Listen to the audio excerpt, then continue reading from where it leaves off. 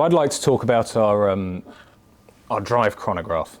The drive chronograph for me is a real standout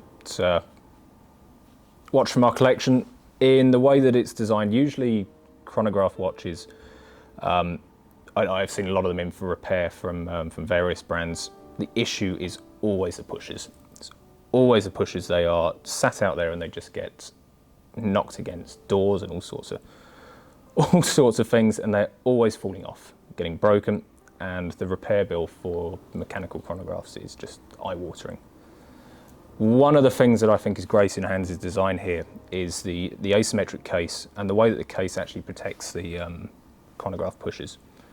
The chronograph pushers you can operate them underwater, which is incredibly rare on most brands. You either have to unscrew them, people forget, to screw them back in, and of course the watch leaks.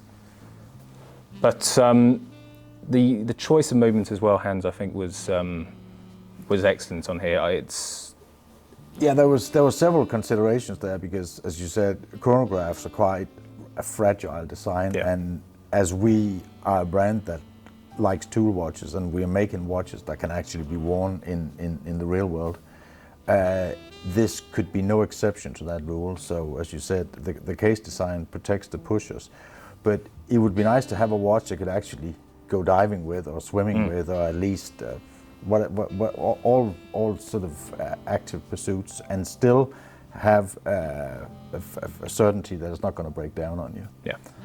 Another thing that was important is that I find most chronographs out there to be too cluttered. They're too busy. There's too much.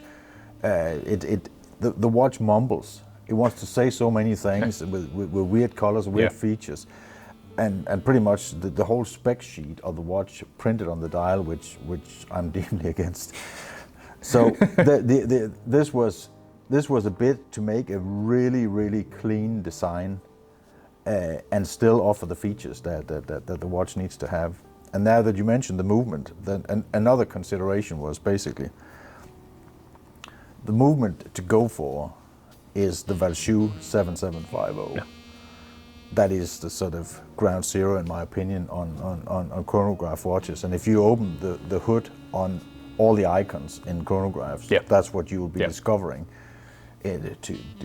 concealed to some degree, depending on which brand it is. But at our price point, where we wanted a watch that could retail significantly below £500, there was no serious or credible automatic movements available that we could use for this. No. So we went with a Seiko movement called VK64, which is a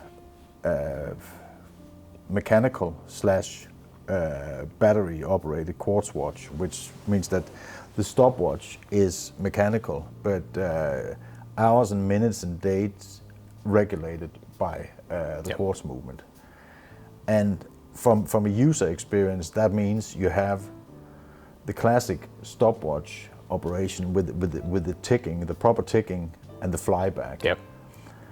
And it's a lovely thing to operate. That gives the watch an exclusivity and a feel which is superior, especially at this price point. And you can rest assured that hours and minutes are kept accurate via the quartz movement.